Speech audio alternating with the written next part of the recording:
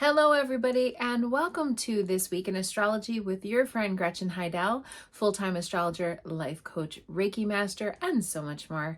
And I am here filming This Week in Astrology for the week of Christmas, December 25th, going all the way through until December 31st. I'm filming this as a YouTube exclusive because I am taking off the next this Monday night and next Monday night on December 25th and January 1st because it's Christmas and New Year's Day. However, I am here on YouTube and I am going to be filling you in on what to expect for this week in astrology, what's coming up, what's going on, and there is a lot of energy in this final last week of December. I can't believe we're already here. Welcome, welcome. If you're just joining me, go ahead and like this post below on YouTube, and please comment. Go ahead and post your astrological sign, where you're tuning in from. I love to hear from everybody out there in YouTube land because it does help the YouTube algorithm to keep it rolling and doing something. Okay, so here we are. It is already the end of the year. If you celebrate, Merry Christmas. I'm going to be starting on Monday, on December 25th. We have Christmas Day on a Monday this year. And Christmas Day itself is actually rather quiet, astrologically speaking. But don't let it fool you because there's a lot of energy on December 26th, and I'll get to that in just a moment. And if you guys were with me last week and you watched my video, you know I gave you a little bit of a preview of this. But Christmas Day itself on December 25th, there's only going to be one sort of bigger astrological thing going on that day, which is still kind of not so big, but it's when Venus forms a trine with Neptune in Pisces. Venus is in Scorpio, Neptune's in Pisces, both water signs, both feeling, lots of emotion. And Venus and Neptune are just together is like, I don't know, it's like chocolate and vanilla, or I don't know, maybe vanilla and strawberry. It's like a great combination, mixing these two together, because Venus is love life. It's all about romance. It's all about indulgences and sort of pampering ourselves and feeling good, looking good. You know, Venus is the goddess of love and beauty. So that's a lovely thing, combined with Neptune, which is the dream and imagination and rose-colored glasses and all of those things. So kind of putting them together is this almost like a romantic elixir of goodness, you know, and it doesn't have to be romance. I mean, we might not even be thinking much about that. We might be thinking more about family or children or grandchildren or whatever it is you're doing on this day. But it's just really lovely, really harmonious, and it's nice. It's all about just kind of taking it easy, relaxing, indulgences. And if you think about Neptune, yeah, whenever there's a Neptune transit, it kind of makes us relax or a little sleepy. And it's a great day to take a nap, or if you have that time off, you know, to sort of just kind of lay about, watch movies. Neptune is all about films, movies, videos, all kinds of things like that. So this is just a lovely combination. The peak or the height of it is going to be at 12:15 p.m. Eastern time, so 9:15 a.m. if you're out on the West Coast. And so that's the peak of it, but it'll be active all day. And that's really just very lovely energy. And it's good and conducive to getting along. Very good also for creative work if you do any kind of thing like that on that day. But you know, the ominous sort of forecast is the next day. So as we get into the next day on December 26th, on Tuesday, 2023, that's when we get into a ton of stuff. And I mean, there is a ton of astrological energy. So even though Monday is a very mild, laid back kind of day, we are coming up to the height of the full moon on the next day, which is going to be coming in this astrological sign of Cancer. So we just started the Capricorn season, and we had the winter solstice last week on December 21st. So happy Capricorn season to any Capricorns watching out there. But we are entering into Capricorn season, which is all about tradition and all about planning and all those types of things. Now, right through the gate, right in the very beginning of Capricorn season, we're already coming into that full moon. The full moon this time, like I said, is in the astrological sign of Cancer. Cancer's home and family. Capricorn is work and structure. So if you think about those two, you know, they are opposite of each other. And that's what happens during every single full moon we have, is there's an opposition going on. That's why there's some tension, and that's why it can be a little kind of like this. So will we feel this on Christmas Day, on Monday? Absolutely. We'll be in that 24-hour bubble. Now, the peak or height of this full moon coming is going to be 7:33 p.m. Eastern time on Tuesday, December 26th. So that'll be in the evening. What is that? 4:33 p.m. if you're out on the West Coast, or plus or minus wherever you're viewing from. That's the height of it, the maximum capacity. It's not going to get any bigger or fuller. That is the peak full moon. And so when we think about the full moon, it's the peak, the maxing out, the completion, the ending of something. We're wrapping something up. Yes, we're wrapping up the year. It's the last full moon of the year of 2023. Have to kind of think back to when did we start this cycle? Well, the cycle was started back in the summertime when the new moon was in Cancer. So the cycle was started on July 17th, 2023, and that was in Cancer back then. New moon is what starts the cycle, and the full moon is the completion of the cycle. So what were you doing back at that time? What things were you trying to manifest, set intentions for your new moon manifestation list back on July 17th, 2023? So it's good to know that. And again, you know, my little tip is to look through your phone, see what was going on, read your diary, read your journal, look through your emails, and just see what was going on in your life. You might already know that might be like an important date for you, or that might have just been inconsequential. But that's when the cycle started, when we were in Cancer season, and then we're wrapping it up 6 months later in Capricorn season. All about home and family, home and family, home and family, home and family, with the full moon in Cancer. But remember, what could, you know, we're going to be around probably a lot of family. A lot of people at this time of year are around their family. So this could be heightened, right? It's a peak of maximum. Now, it doesn't have to be bad or negative, but we have to look at what's surrounding this particular full moon, and there is a lot of energy surrounding this particular full moon for sure. Right before the peak of the full moon, the moon is going to form a trine with Saturn. That's positive. Right after the full moon, the moon is going to form a sextile with Jupiter, and that's also positive. So we have some nice bookends on either side of this full moon. So it's just that there's so much energy going on. I mean, I could spend the whole entire broadcast talking about this whole day. I mean, it's just so many. There's, let's see, 1, 2, 3, 4, 5, 6, 7 lunar transits alone on that day. And there's some minor planetary transits in the background as well. Also on that day, in that evening, right after the peak of the full moon, Chiron is going to turn direct in the astrological sign of Aries. Now we have another planet turning direct. By the way, that's not the only planet that is turning direct this week. So stay tuned to this broadcast to learn more about that. And also, if you have a chance, please hit that like button, because that does help this channel. And subscribe if you are finding value in these broadcasts. Subscribe, because I am going to continue to do in 2024 YouTube exclusive content. So you want to make sure that you don't miss that.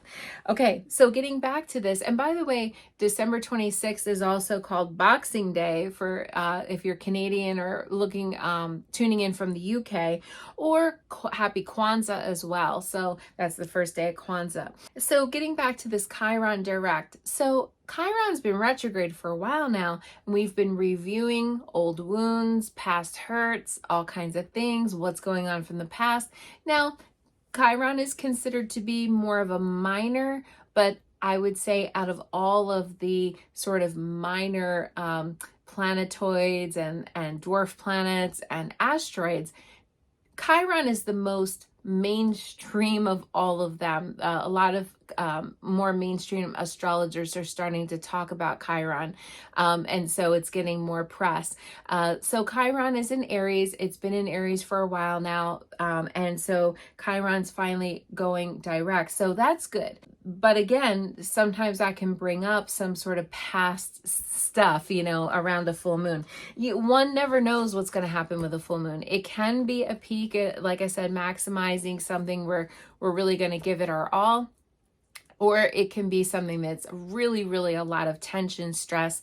Now, you need to know where the sun is and where the moon is in your astrological chart. So it's 4 degrees Cancer. The sun is at 4 degrees Capricorn. So it's good to know where this opposition is taking place in order to know what area of your charts it's affecting. Is it affecting any planets? Are you a Capricorn or are you a Cancer? Well, that's going to be right up, you'll be at ground zero of that. You'll be right in the heart of it. But let's say you're also an Aries or a Libra. You'll be feeling this too because, all the leaders are going to be affected because these are occurring in the signs of leadership. These are cardinal signs. So that's #bosses. So there might be some boss energy going on. A lot of chefs in the kitchen and not enough cooks, if you've ever heard that older expression. But basically that's kind of what the deal is with this. So, and do you have any planets there? And what house are these in? And so that's how you'll know astrologically how that will affect you on a personal level. Now, I didn't mention too, the other people that will definitely feel this energy a lot are Pisces or Scorpios as well with this full moon.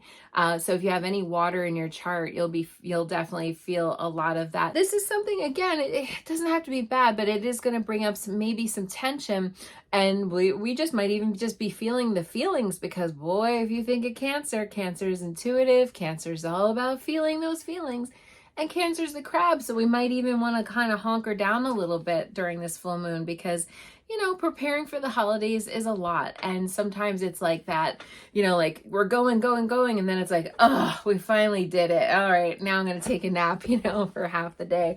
And so that's kind of, could be the energy too. I mean, I always have trouble sleeping around full moons, but definitely after the full moon's over, that's when I tend to have that like really long night of sleep, like right after it. So some of you might be able to relate to that as well. But like I said, Cancer is all about home and family, the feelings. Cancer is the crab, so we might be wanting to hermit a little bit. We might be feeling a little guarded or walled off, but then inside, kind of feeling all those feelings, and all of that is normal. Now, I'm wearing my pearls tonight because Cancer is pearls. When you think of stones and different things that are associated with Cancer, Cancer is pearls. So you could be wearing something like that, or you might be going in the opposite direction, which I talked about during the Capricorn broadcast last week. And if you didn't catch that, you can watch it after this broadcast, where I talked about the winter solstice coming in. So here we have some onyx that would be good for grounding. Sometimes we need more grounding when we're in a full moon time because it's the energy is really a lot. And then even as we get into the next day and even the day after that, on Wednesday and Thursday, there's a ton of astrological energy even going on behind the scenes there. What's happening on Wednesday, and that is December 27th, we have 3 big planetary transits happening. So we have the sun forming a trine with Jupiter. So that's really good news. Okay. Sun trine Jupiter is one of the most positive trines that you can get with, especially, involving Jupiter. The largest sort of object in our solar system is obviously the sun. And then the second largest, which is the largest planet, is Jupiter. So we have something really big, really expansive, really, think of solar power. I mean, this is like amazing. The sun is in Capricorn and the moon and Jupiter is in Taurus. So these are the earth signs. Now they are going to also form a trine with Lilith.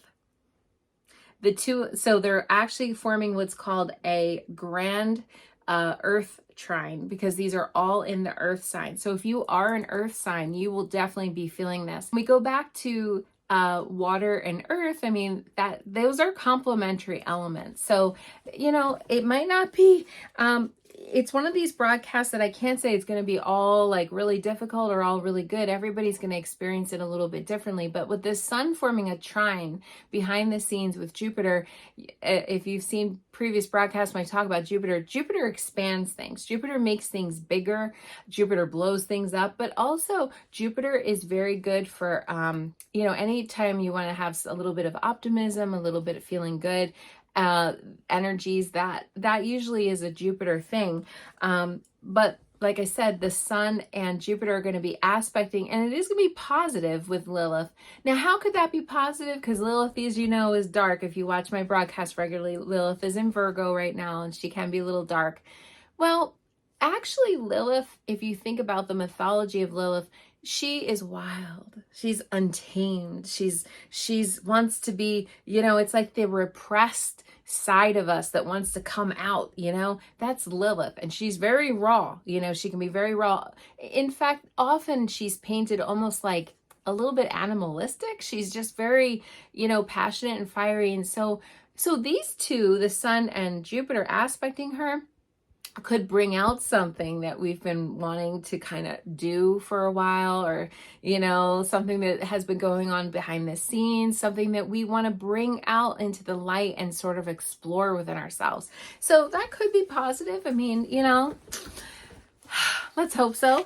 But the thing that's also going on behind the scenes is on that same day, Mercury and Mars are forming a conjunction, which again, it's not a terrible thing. Mercury and Mars are both at the end of Sagittarius. So if you guys remember from my broadcast last week, Mercury's retrograde and Mercury just re-entered Sagittarius on Saturday, the 23rd. So we were going along in Capricorn and, it's going backwards. So now it's going backwards even further into Sagittarius. And yes, I know it's not literally going backwards. It's how we perceive it from the planet. But for language sake, I'm going to say backwards. So retrograde means retro, which means go back. And so it went into, it's returning to Sagittarius, and now it's at the end of Sagittarius. Mars is at the end of Sagittarius, and they're meeting up, They're meeting up together. Now, where that could be a problem is Mercury is talking and communicating, and Mars is action, so that's good. Let's put our words into action. That's great. And this is all about let's talk the talk and walk the walk, like if you ever heard that expression of like, put your, actions where your mouth is kind of thing. Make sure your words and actions are matching up. All of that is amazing, except Mars can be grouchy. Mars can be irritable. Mars can be aggressive. Mars can be in your face. Like, well, we'll just do it. Like, just stop talking about it. Let's just do it. And so we got that going on behind the scenes. And then what they're both doing, Mercury and Mars, is they're both aspecting and squaring Neptune. Ooh. Now that's a little weird. That is a little weird because Neptune's in Pisces. Those two are in Sagittarius, which is very fiery, and Pisces is very watery. And that's just like, so all of a sudden, good news, that could chill out Mars a little bit. That could chill out Mars just a little bit because, you pour some water on that fire and it kind of sizzles, right? So it could chill it out, and it could also make it a little murky because they're forming a square. Squares are not, easy. So those two kind of interacting with Neptune, that could be more feeling a little bit more tired, feeling like we lost a little bit of motivation, which is okay if you have this week off. A lot of people take the week off between Christmas and New Year's. So if you're taking this week off, you're relaxing, you're R&R, all that kind of stuff, that's great. But sometimes this could be a little aggressive, or this could be almost like aggressive and this weird combination of like tired and like I'm over this, So that's like it's a weird layout, but then we do have that sun and Jupiter behind the scenes. It's all happening at one time. I know a lot of you like to write down the dates and the times and know exactly pinpointedly what's going on. So I'll give you the layout. So overnight between Tuesday and Wednesday, Mercury forms the square with Neptune. The peak or the height of it on the 27th is 2:43 p.m. Eastern time. Then later in the morning, the sun forms the trine with Jupiter on the 27th also, and that's 10:28 a.m. Eastern time. And then right after that in the evening, Mercury and Mars come together, and I'm talking about the peak of these things, the exactness is 7:31 p.m. Eastern time, all on the 27th. And then the next day, Mars forms the square with Neptune on the 28th, and that's at 5:16 p.m. Eastern time. So you can see Wednesday and Thursday, both of those days are going to be a little bit weird, a little wonky. Neptune is kind of like illusions, fantasy, lies. There's a lot of stuff going on there. So be very careful if you have to sign contracts, do any kind of legal work, book a vacation. Make sure you read all of the fine print. Make sure you read all of the facts and data. You know, Sagittarius is travel. It can be law and legal endeavors. Publishing, advertising, marketing, like anything. If you have to do a lot of like really more, like I said, kind of detailed work, that's gonna be a little hard. I mean, all these earth signs are gonna want to do some work because that's what earth signs like to do. You guys are very practical and you like to get it done. I always say we hardly could get anything done if it wasn't for an earth sign working behind the scenes. But now we have this fire energy and we have water energy. What's missing from all this is air. There's not a lot of air quality, which is your Geminis, your Aquariuses, your Libras. I said that out of order, but it doesn't matter. You guys are kind of be out in the dark a little bit. There's not as much energy aspecting you in all of this, except for maybe some of the fire sign, because air.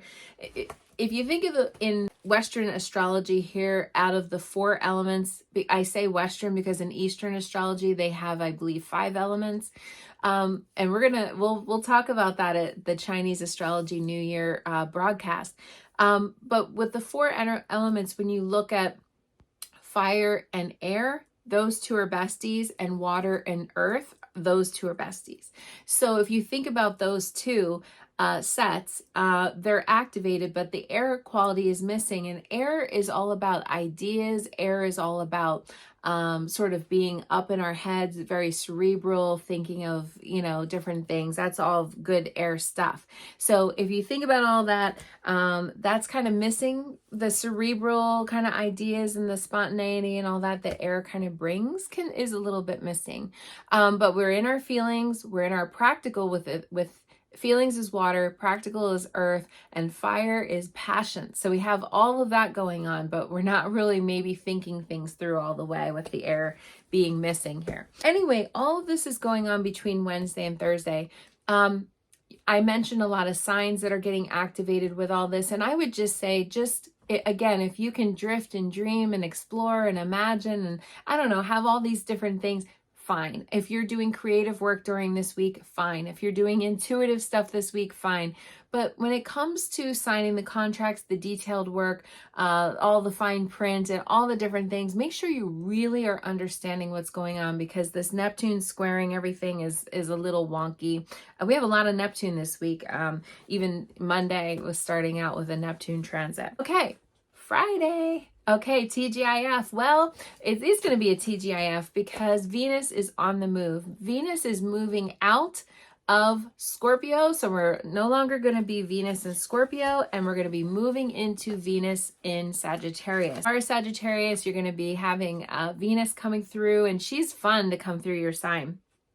Venus has been in Scorpio all the way since the beginning of the month, since December 4th, and she went into Scorpio. And so now on Friday, December 29th, she is on the move, and she's moving into the next sign, Sagittarius. 3:24 p.m. Eastern time in the afternoon on December 29th, that she'll be moving into Sag. And that's fun, Remember, we've talked a lot about Sagittarius season. She's still really behind behind. Venus is still really behind from that retrograde over the summer. If you guys remember, logical sign of Leo. So over the summer, she kind of got behind. And so she's still kind of moving sort of slow. She's behind the pack here, if you think about it. So now she's going to be in Sag. And, we were talking a lot about Sagittarius season, and that's the party time and the adventure time and having fun. Well, if you think about Venus is our love life. Venus is also our finances. Not a lot of Sagittarians I know are very frugal. Every once in a while you'll get one that's got maybe a Virgo moon or something that's a little bit more frugal, but Sages in themselves, not typically, that's not usually their strong suit.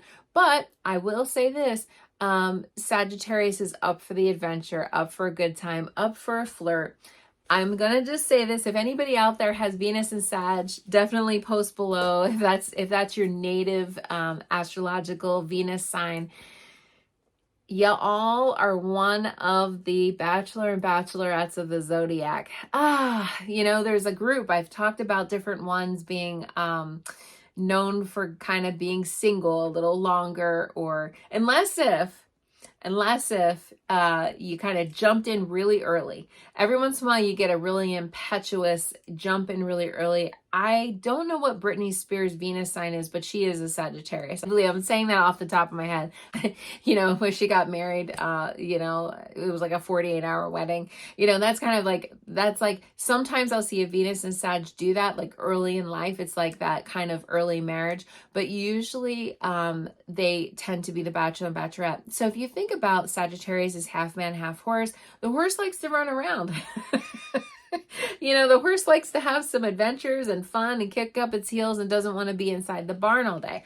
And so a lot of Sages Venus and Sag especially get a little claustrophobic in sort of more traditional sort of, or if it's a very fun, like you guys are adventuring together, traveling together, or there was a lot of challenge with the relationship, well, that can be very Venus and Sagittarius, likes that 90-day fiance or exploring, going on adventures together. That would be a wonderful Venus and Sagittarius.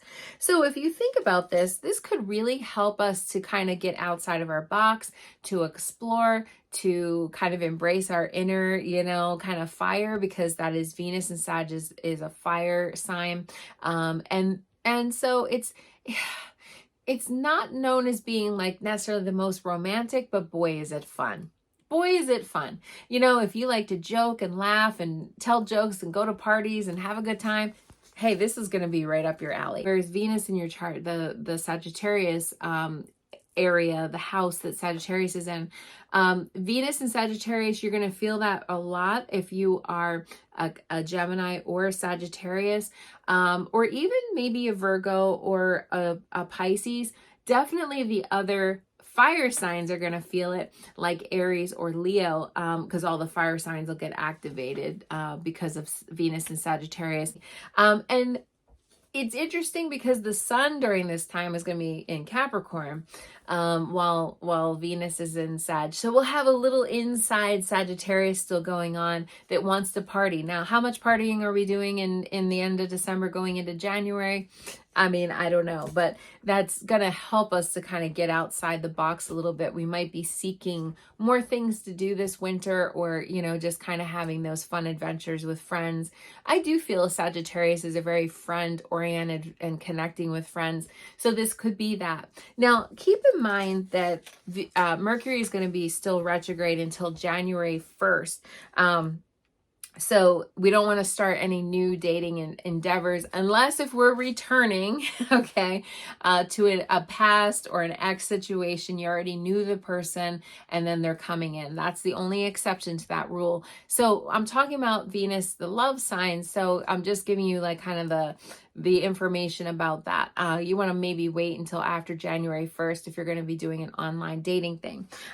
Venus is going to be in Sagittarius all the way until January 23rd of 2023, or 2024, I mean.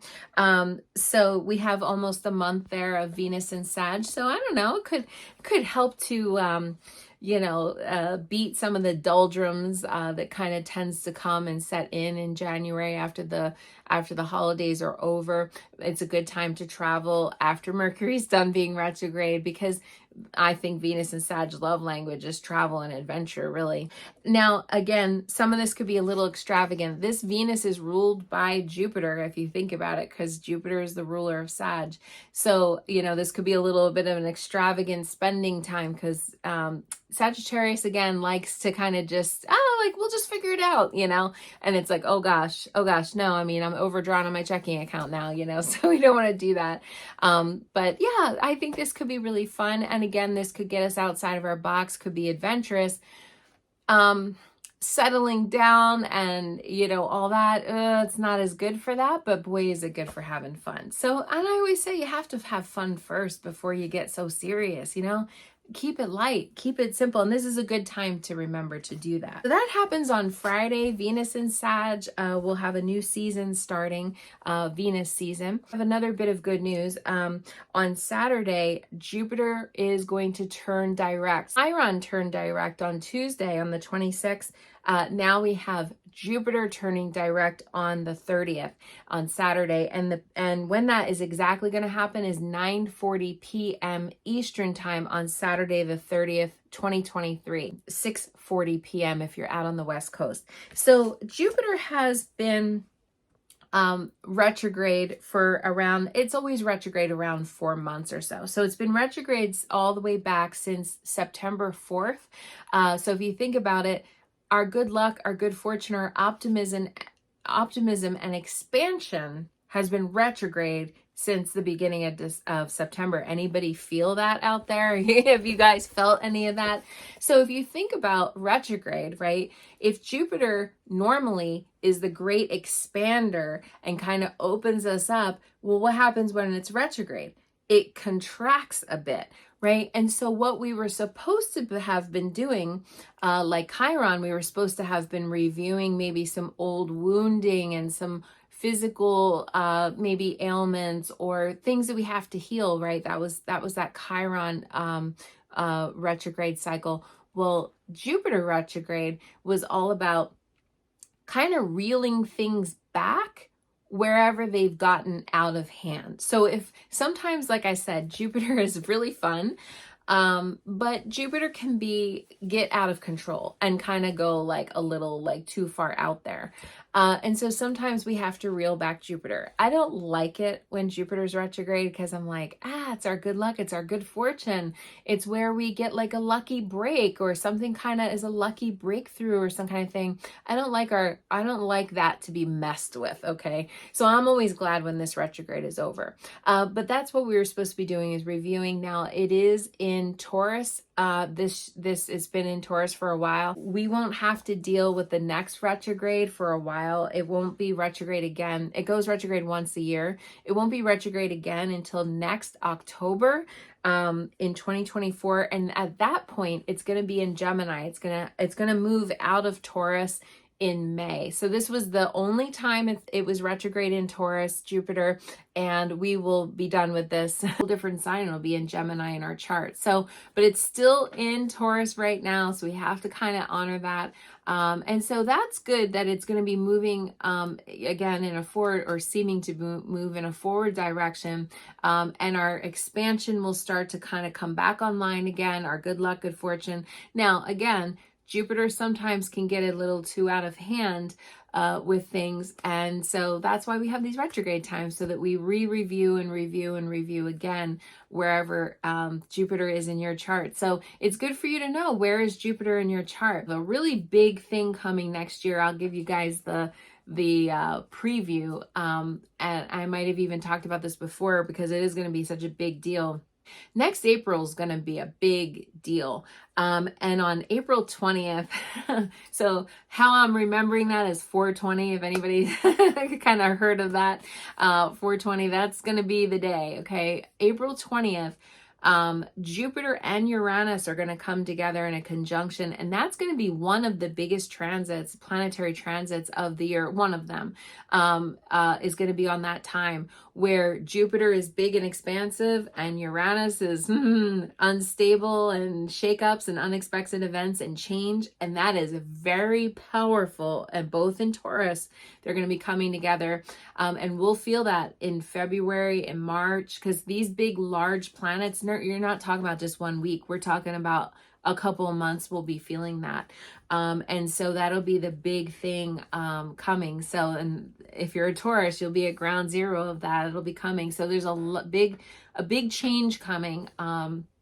Yeah, so there's it's going to be a lot. So there's going to be a big, huge solar eclipse coming on April 8th of 2024. That'll be a solar eclipse, and that's going to be a big deal too. In fact, it'll be one of the very few that you can see throughout the United States, and a lot of like hotel rooms and things are booking up in Vermont, because actually Vermont is going to be part of the path of that solar eclipse. So a lot of them are already booking up for that time, because there's a lot of people that want to watch it with those, special glasses and everything.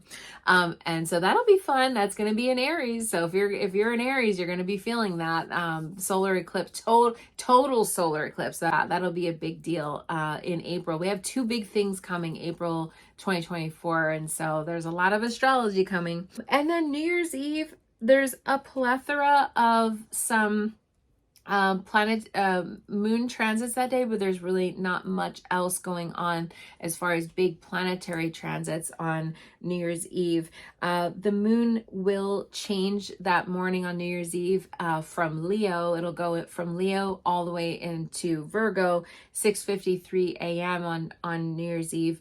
And so we'll be ending the year with the moon in Virgo, and we'll be starting the new year with the moon in Virgo, sun in Capricorn, moon in Virgo. So it'll be that's very grounded energy. I just wish Mercury wasn't retrograde, but hey, that's okay. And then next Monday, on New Year's Day, Mercury retrograde will end. So that's good news. We're really going to be in the heart of Mercury retrograde, the deepening of Mercury retrograde this final week of the year. And so this is about reviewing some things from the past. And like I said, if you're going to be planning your, like, whatever it is you did, think about, maybe take a look back at years past, what you did, or didn't get to, and then kind of add that to your list, because again, with retrograde, retro means we're supposed to be looking back before we look forward. So it might be a good time to review some of those things, and kind of look at our list. Certainly we can add new things and do new things as we approach the new year, but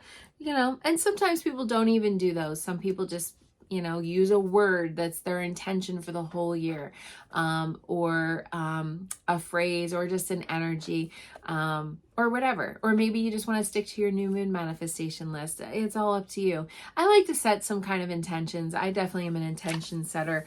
And I like to accomplish certain things throughout a year. And I like to make a list of that. That's kind of how I approach it.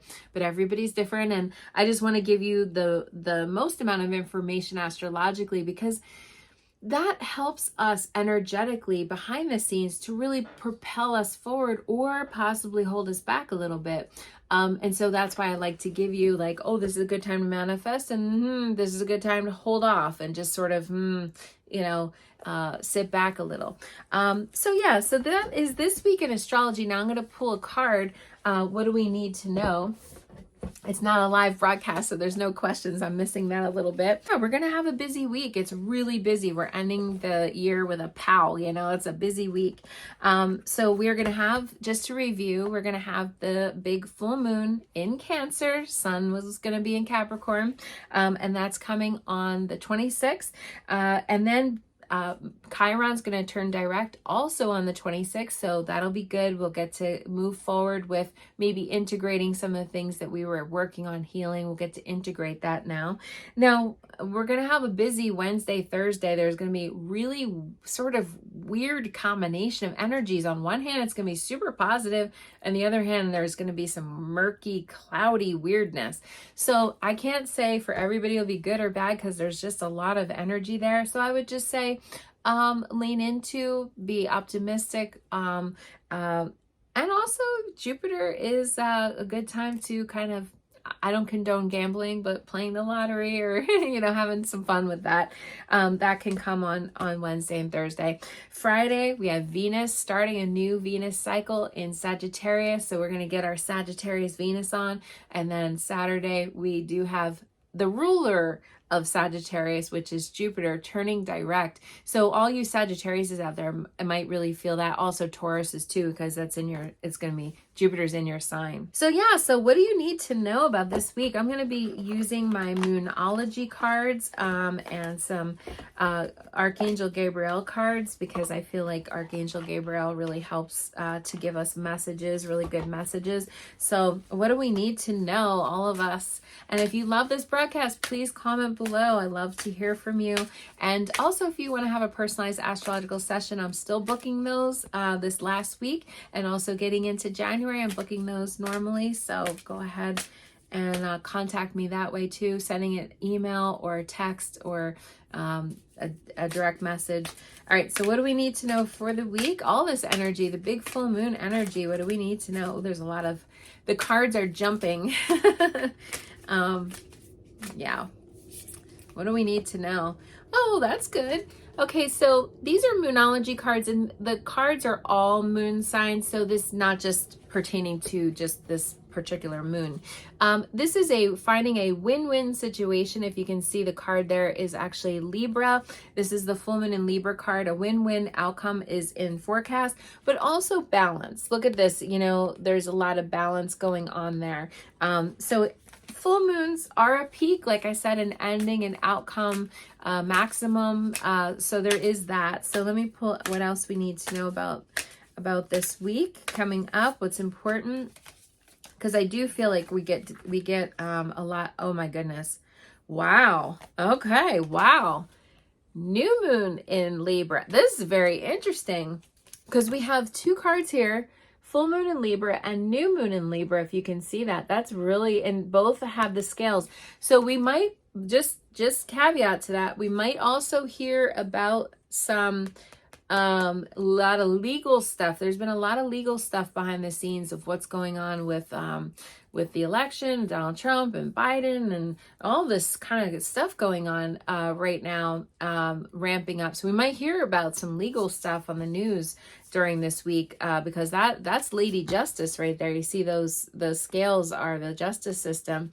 But this is also saying for us to have some balance, to open our hearts to connection, to love, to romance, things like that. Libra is all about peace, harmony, getting along, finding the middle ground, all of those things. So, and let me pull an Archangel Gabriel card. What else do we need to know? That's kind of interesting. Okay. All right. Well, this one actually flipped. So I always honor those types of cards that flip. Okay. Ask for what you want. And I'm going to read you the message on the card. Ask for what you want. Clear communication with yourself, with God, and with others helps you to avoid misunderstandings and speeds up the process of answered prayers. So yeah, with this combination here, with Libra, these two are both in Libra. I mean, look, I have a whole deck here and both of these are in Libra. So that's kind of telling. That's a very interesting thing. And it is one of the signs I didn't mention too, because this is one of the air signs. But ask for what you want means that we have to do it in we need to be ask for what we want. We need to be authentic, and we need to ask for our needs to be met and not expect somebody else to be a mind reader and then be mad at them when they didn't pick up on our vibe or whatever. But this is saying to do so in a very diplomatic, I don't want to say soft, but maybe softening your approach, but still asking for what you want, just doing it in a manner where it's a little bit more diplomatic. Because, Libra is all about diplomacy and compromise and things like that. So we might have to kind of remember those things as we go into this peak. There's going to be a lot of energy downloading. So we might have to remember to get our compromise and, soften things a little bit, because you know, sometimes, especially with Mars being in there, that could be a little aggressive. So we have to make sure that we kind of tone it down. But yeah, but still being authentic and still being honest with ourselves. So I hope that helps everybody. I hope you enjoy the YouTube exclusive content, the little bit of a different style. A lot of my broadcasts are the replay of a live broadcast.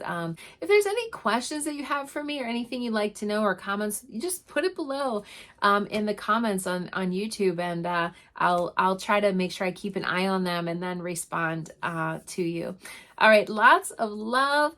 I hope that you guys have a wonderful Christmas holiday if you celebrate Kwanzaa or Boxing Day, also New Year's Eve, and I will see you guys next Monday on the January 1st broadcast. I just feel so blessed to be able to do this and be able to help you guys. All right, take care. Namaste.